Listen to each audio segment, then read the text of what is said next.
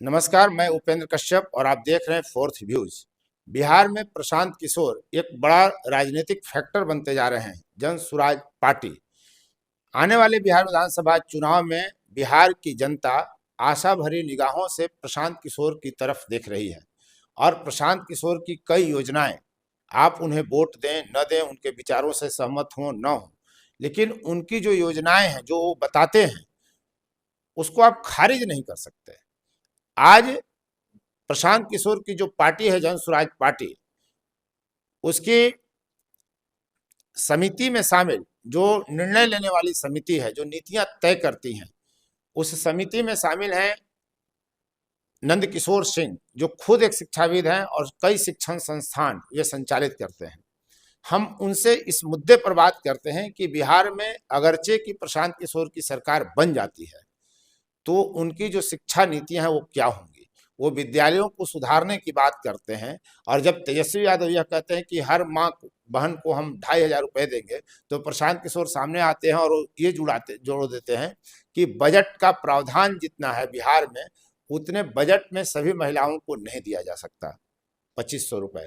तो दूसरे की योजनाओं पर तो वे सवाल उठाते हैं, लेकिन जब वे खुद कहते हैं कि हम बिहार के स्कूलों को वर्ल्ड क्लास का बना देंगे। दिल्ली में हमने अरविंद केजरीवाल की भी नीति और शिक्षा की जो स्थिति रही उसको देखे हैं, तो हम नंदकिशोर सिंह से जानते हैं कि प्रशांत किशोर की नीति क्या है शिक्षा को लेकर, कैसे वो युवाओं को शिक्षित करेंगे, रोजगार का सृजन करेंगे, नौकरी देंगे, लोगों का पलायन रोकेंगे। सिर्फ इन्हीं मुद्दों पर हम बात करते हैं और स्वागत करते हैं नंदकिशोर सर आपका। आप खुद शिक्षाविद हैं, तो पहले आप अपनी पार्टी का ये बता दें कि उनकी नीति क्या है। प्रशांत किशोर आएंगे अगर सत्ता में तो क्या क्या करेंगे, क्या करना चाहते हैं, शिक्षा और रोजगार बेरोजगारी को लेकर क्या आपकी नीति है? जैसे जन सुराज आएगी, 5 चीजें हो जाएगी। अच्छा, वो पूरी तरह से यह प्रचलित है, पूरे बिहार में चल रहा है कि जन सुराज आएगा, 5 चीज हो जाएगा, जिसमें प्राथमिकता है शिक्षा, बच्चों को शिक्षा। जो 15 साल से कम उम्र के जो बच्चे हैं, जो पढ़ने वाले हैं मैट्रिक तक, उनको बहुत अच्छी शिक्षा दी जाए। दूसरा है जो 15 वर्ष से ऊपर हो गए हैं, उनको रोजगार दिया जाए, पलायन को रोका जाए। तीसरा है जो महिलाएं हैं, जो घर में रहती हैं, उनको कोई रोजगार नहीं है, तो उनको 4% ब्याज दर सालाना पर उनको कर्ज दिया जाए, ऋण दिया जाए और उनको घरेलू उद्योग खड़ा किया जाए। सिर्फ महिलाओं को तो महिला जिस घर में हो जाएंगे, उसके हस्बैंड हैं, उसके बाल बच्चे हैं, महिला सशक्त होंगी तो पूरा परिवार सशक्त होगा। हाँ। इसके बाद है बुजुर्गों को, जो 60 साल हो गया जिनका उम्र, उससे ऊपर जिनका है, उस सबको 2,000 पेंशन की बात हो रही है। तो यह निश्चित है कि जन सुराज आएगा और ये 5 चीज हो जाएगा। नहीं तो जब प्रशांत किशोर ये कहते हैं कि 2,500 रुपए सभी को देना संभव नहीं है, जो तेजस्वी यादव कह रहे हैं, तो आपकी पार्टी, आप जब सरकार में आएंगे तो आप 2-2 हजार रुपए देने का पात्रता निर्धारित कैसे करेंगे? किनको देंगे 2,000 रुपए? कहाँ से पैसा आएगा? तेजस्वी जी जो बोल रहे हैं वो बिना सोचे समझे हुए बोल रहे हैं। अच्छा, और ये सोच समझ कर बोल रहे हैं। प्रशांत जी सोचे समझ करके बात कर रख रहे हैं, वही बात मीडिया के सामने या जनता के सामने रख रहे हैं जो संभव है। उन्होंने विजन बताया है कि जो हम करने जा रहे हैं उसके पैसे कहाँ से आएंगे। उनका विजन है कि जैसी बिहार में सरकार जन सुराज की बनेगी, शराब बंदी तो है नहीं, शराब के नाम पर केवल दुकान बंद है, इसको बिहार में 1 घंटे के अंदर चालू होगा। और जो प्रति वर्ष 50,000 करोड़ रुपया जो आता है शराब से, वह आएगा। ये डाटा कहाँ से आ गया 50,000 करोड़? जब बिहार में शराबबंदी हुई थी 2015 के आसपास, तो 5,000 करोड़ रुपए राजस्व की प्राप्ति होती थी बिहार सरकार को। और इससे कहा यह जाता रहा है कि बिहार का पुलिस महकमा जो है, उसका पूरा भुगतान, वेतन भुगतान इसी शराब के कारोबार से आता था, मद्य निषेध विभाग से। अब जब पीके आएंगे तो मान लीजिए कि 50,000 करोड़ रुपए वहां से आएगा और ये विभिन्न विकास कार्यों में खर्च होंगे।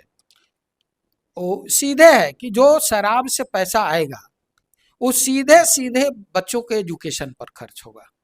नहीं, आप एजुकेशन की बात जब करते हैं और फिर शराबबंदी हटाने की बात करते हैं, तो प्रायः लोग इसे विरोधाभास के रूप में देखते हैं। और एक सच ये है कि बिहार में शराबबंदी से खासकर घरेलू हिंसा महिलाओं को लेकर जो है वो कम हुआ है। लेकिन दूसरा पक्ष यह भी है कि शराबबंदी सिर्फ कागज में है और शराब कहीं भी ऑन कॉल आपको अवेलेबल है। तो ये विरोधाभास नहीं लगता है कि आप शराबबंदी को उठाएंगे, शराब बिकवाएंगे और फिर बच्चों को पढ़ाएंगे, इसे जनता कैसे ले? उपेंद्र जी, पूरा विश्व में देख लीजिए, कोई ऐसा देश है जो शराब बंद करके वो अपना उत्थान कर सका है? ये कहीं महात्मा गांधी ने भी कहा है, ठीक है शराब नहीं पीने के लिए हम प्रेरित करेंगे, लेकिन हम शराब बंद कर दें, यह तो कहीं से नहीं है। आज भारत में ही है, बहुत सारे ऐसे राज्य हैं जहां शराब भी आ रहा है, उससे राजस्व आ रहा है, उससे काम हो रहे हैं। हाँ, हम बच्चों को या जो लोग हैं उनको प्रेरित करेंगे कि भाई शराब अच्छी चीज नहीं है, या एक तरीका से या एक पॉलिसी बना करके जब हम मार्केट में उतारेंगे तो निश्चित उसका असर होगा। क्योंकि प्रशांत जी के पास एक विजन है। मतलब शराबबंदी हटेगी भी तो उस पर एक नियंत्रण का एक अपना अलग व्यवस्था निश्चित। तैयार की जाएगी। हाँ, तो बच्चों को जो वर्ल्ड क्लास विद्यालय बनाने की बात की जा रही है, देश की जनता दिल्ली में हश्र देख रही है कि दिल्ली में क्या हुआ, वहाँ की राजनीति रही और वर्ल्ड क्लास स्कूल तो इक्का दुक्का ही बने, लेकिन चर्चाएं खूब हुई और फिर वहाँ जनता ने अरविंद केजरीवाल को सबक सिखा दिया, उसमें घोटाले की भी बात आई। बिहार में जहाँ शिक्षा व्यवस्था जो है वो बहुत जड़ हो गई है, आरोप लगते हैं कि शिक्षक पढ़ाते नहीं, शिक्षक विद्यालय नहीं जाते, तो विद्यालय जाने वाली तो समस्या दूर हो गई है, लेकिन क्या बच्चे पढ़ाते हैं? बच्चों को पढ़ाते हैं यहाँ के शिक्षक? और बच्चे पढ़ने जा रहे हैं स्कूल, कैसे ये व्यवस्था बदलेगी? देखिए, टीचर में कहीं कोई दोष नहीं है, टीचर जा रहे हैं, टीचर पढ़ा भी रहे हैं, लेकिन व्यवस्था का दोष है। आज जो इन्वायरमेंट चाहिए स्कूल में सरकार के द्वारा, वह इन्वायरमेंट नहीं मिल रहा है, तो शिक्षकों को क्रश किया जा रहा है। अब जैसे जिस दिन जो आप बहुत हाल फिलहाल जिस दिन अगजा था, उस दिन भी शिक्षकों को बुलाया गया, बच्चे स्कूल नहीं आए लेकिन शिक्षक लोग उपलब्ध रहे।